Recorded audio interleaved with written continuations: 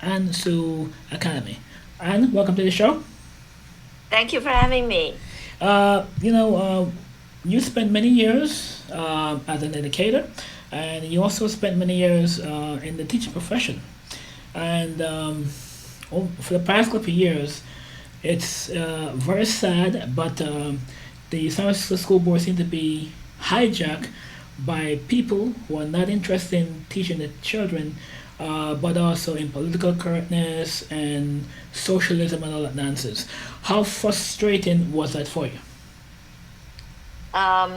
It was very new for me as a new school board member to find out this situation, and it was very frustrating. In the Chinese saying is 不看不知道，一看吓一跳，越看越气愤, which translates into I didn't look, so I didn't know. And once I looked, I was shocked. And the more I looked, the more angry I got. Okay. And was that part one reason why you found this new academy? I'm sorry? Was this one of the reasons why you eventually move on to start this Yes, academy? absolutely. I found that our public schools have been hijacked, let's say, by the progressive extremists. It is very different from the public education that I received when I was an immigrant who came to this country 45 years ago. Yeah, and that's a very good point you brought up because even today, we have people graduating, they can tell you what the name of the school is, but they can't read, they can't write, they can't do basic math, and it's so sad. So in that regard, what, how is your academy different? Well, my school is named after my late father, Bert Shu. And how are we different? We combine the best of Chinese education approach with the American education approach. And the Chinese one really emphasizes knowledge acquisition and skills mastery. So you memorize a lot of things, you practice, so they're perfect. So that's very good, except if that is the only way, memorization is the only way that you use to learn for the rest of your life, and that is not good.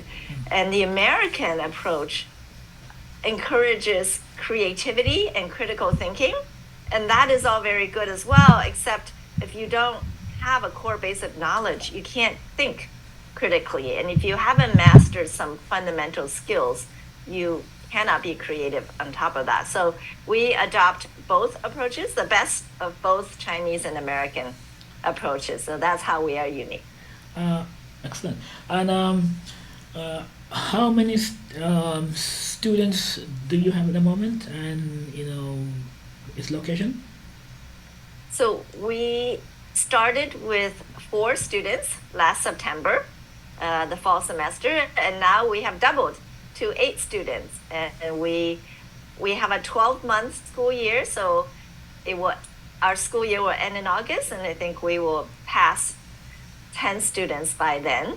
And we are located in the Potrero Hill neighborhood of San Francisco, right next to Mission Bay.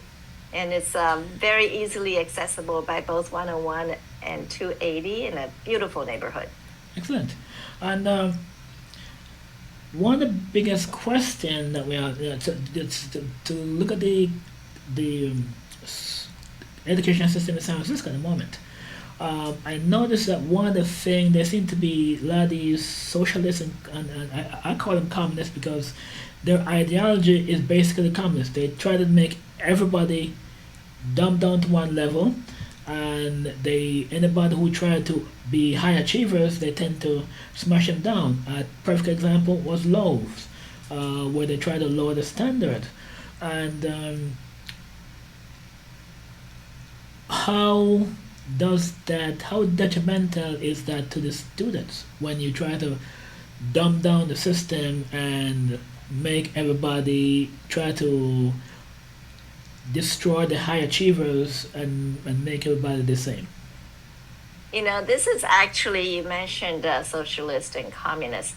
This is actually quite a classic playbook of communists and socialists. And I speak from experience of knowing the Chinese Communist Party, especially during the Cultural Revolution from 1966 to 1976, 10 years of Cultural Revolution in China. At that time, Mao Zedong, Chairman Mao, tried to destroy the intellectual class. So no academics at all. He wanted to basically have a dumb populace so that they don't question. They don't know how to question, and they don't know how to think and challenge the authority.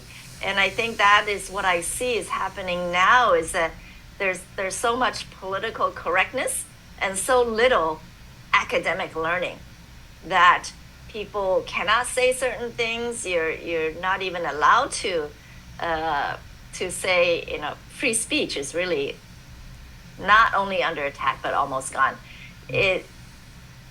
People are not taught how to read so that they can read and explore different ideas and then challenge authority. So this is what they want, is a dumb populace that they can manipulate and be dependent upon the government and do whatever they want. It is really quite classic communist and socialist. I agree. Yeah. And do you have any hope for the future that we'll be able to regain control of the school board from these nuts cases?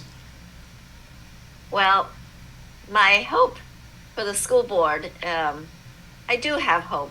And it is in the same way that I have hope for American society in general, because I think a school board is just a reflection of our whole American society right now. It's all political correctness and no emphasis on education. And my hope is actually based on the wisdom of the Chinese philosophy of Taoism, or Taoism, in which they're opposing forces of yin and yang. They coexist and always try to reach a dynamic equilibrium. And sometimes when there's too much yin and not enough yang, natural forces will infuse more yang to balance out the yin. And that is how nature works and how human societies work too.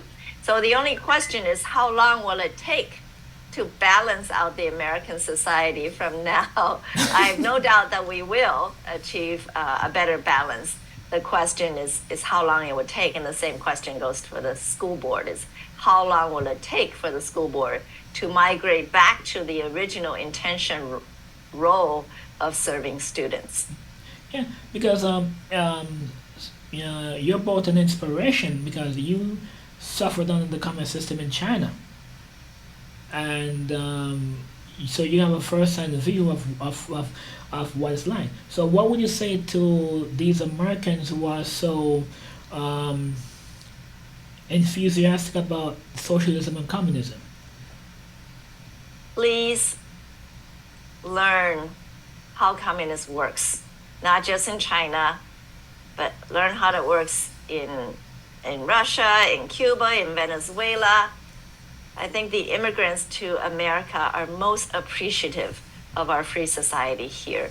And we've lived under communism. We know what it can be. And it's really horrifying to see the state of America right now. It's instantly recognizable to anybody from communist countries. So please wake up. Just regular American populace who don't know about this, please learn about it, and please get back to the free society that we came here for. Yeah, excellent. One of the things, speaking of your experience, how did you use your personal experience to help develop the curriculum at your academy? Yes, so two aspects. I mentioned the Chinese and the American approach, how we combine that.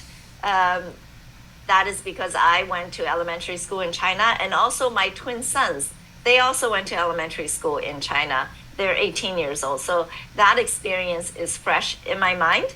So how do we adopt the best of the Chinese education approach and combine that with the best of American education approach? So that's one I already spoke about.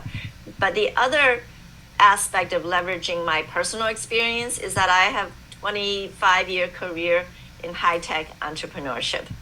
And this is 2024. We're in the age of AI. We must use technology to help us teach students, not just in helping us teach the students, but in teaching the students how to leverage that for their future. So we here have been working on the model of how to leverage technology in our everyday teaching. So for example, we don't have math lectures. So math class is not your traditional math class with a teacher standing there teaching students. Okay, what we use is an AI-enabled platform that individualizes the math education for every student. It assesses you on where your proficiency grade level is, and then starts from there. So we have many students who come to us, actually all students who come to us behind grade level in math. And you thought Chinese students were good in math, but no, not all of them. And they come, we assess they're on average 1.5, 2 years behind. And this AI platform meets them where they are, starts them where they are behind, and then fills in all the holes one grade at a time until they catch up and then excel. So, and how we motivate students to do that, that is the secret sauce that we are making right now. So Excellent. very excited about it. Great. Um, um, do you intend to what happened if a student from the former let's say you want a person who is currently a student in the San Francisco school system want to come to your academy? What would they have to do? They have to go through an assessment, or they just come straight in? It's actually very simple. We make it very easy. Just fill out an application form. We also have financial assistance, so they can fill out a financial assistance application. Okay. We don't have any tests. The assessment can be done once you enroll here.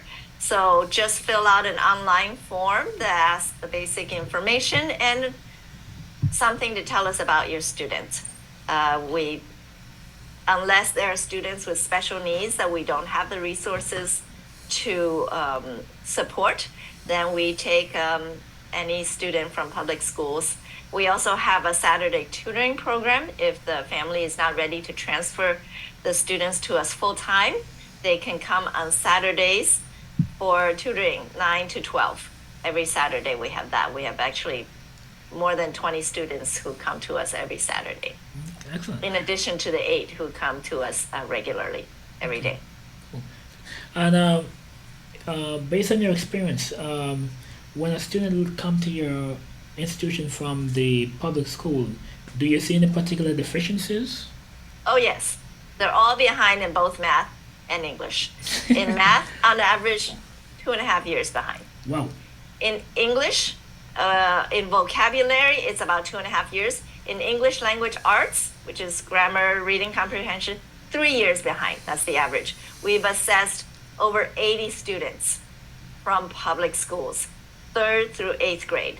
And that was the average years behind. So they are very behind. And it's interesting. And that is, I'm sorry, that is according to California Common Core standards adopted across California. Wow. Not our standards, Yeah. Common Core standards. Okay. And yeah, because I noticed that there have been a couple of years there was the school board was focused on renaming the school and all this worthless courses about gender and blah blah blah blah blah, but not one mention on math, science, reading, or any of that. And a lot of these kids had to say, "Great, they can't even read the name of the book." You know what I'm saying? And Yes. we're spending all that money, and so I think at some point um, there's gonna be a major pushback because they just can't the people on the school board is that they live in a la la land. So if a if a person was come to us, if a person want to go to the, what would you recommend to a person who want to say come to your school? Do you?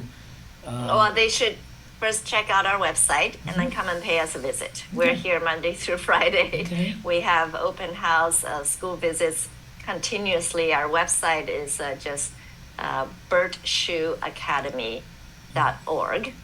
And what we do is we are K through 8 right now, and we will be adding high school in 2 to 3 years. But really, the focus of K through 8 core academics are English and math. Okay, that's the most important part. And even though we teach the Chinese language, that is not one of the two priorities. Our priority, top one is English, second one is math, and then third priorities is maybe Chinese language. Okay, we use Chinese culture to we teach Chinese culture, and we actually adopt Chinese cultural practices to be good students. And we actually teach character. I say we teach the ABCs: academic, bicultural, and character education. Character education includes knowing what is right and wrong, being respectful, being on time, being organized, just to be a good person. That is what we mean by character education. We make students actually wash their own dishes every day after lunch. Yes, I noticed that. That is very yeah.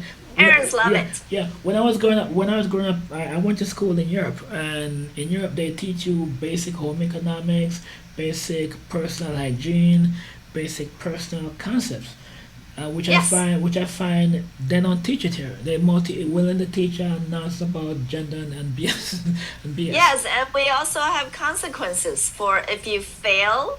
I teach the Chinese culture class. If you fail a quiz, you copy that whole chapter.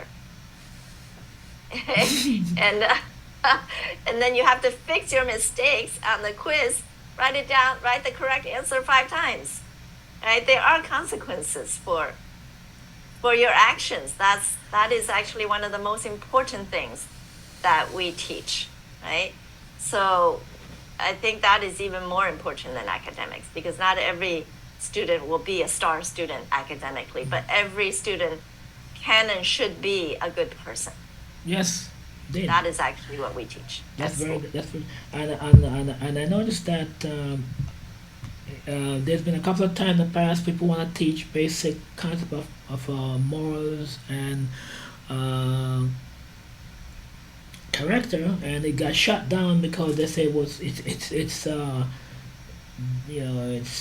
well, was racist, and I find that laughable, and Math so is racist, yes, yeah, according to them. and I find it laughable because even now we're seeing these children are leaving school, they can't do basic math, they can't read, that they can't write, they have to go through all these redo it again, they can't get a job, and so they So resort. actually, what we found, we have a student who came to us he's a sixth grader. Hmm.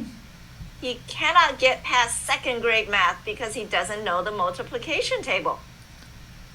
Sixth grade already, Oi. no multiplication table memorized. Okay? And like, what? You're not allowed to make students memorize the multiplication table. Why not? Why? What is the reason? Right? The kid has very bad self confidence in terms of math. So we've used flashcards and drilled him for 2 weeks, a month. Now he knows his multiplication table. Now he's working on fourth grade math. But he's doing sixth grade, right? So he was 4 grades behind. Now he's 2 grades behind after 3 months with us. Right. It's just good for the children to know these basic things, right?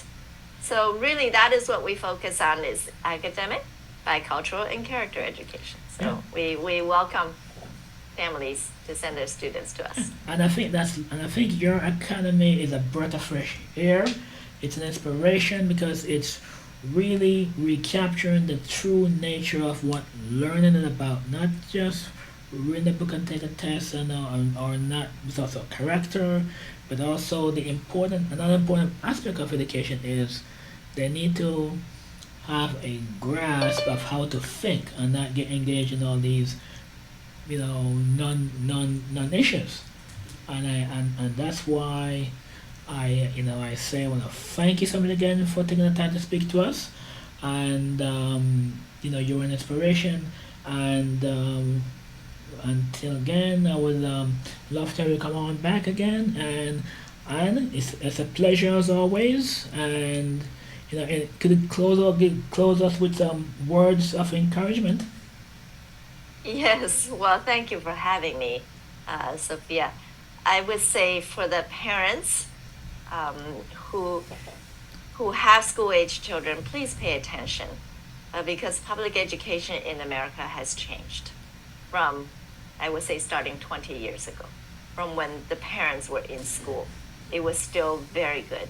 But now it unfortunately has changed. So please pay attention to what your students are learning. And if it's not serving them and your family, you can fight back and also do what's right for your students and for your family. And we are here to welcome you. We make our education affordable so that working families and immigrant families who have not the who can't afford to pay $60,000 a year per child to independent private schools.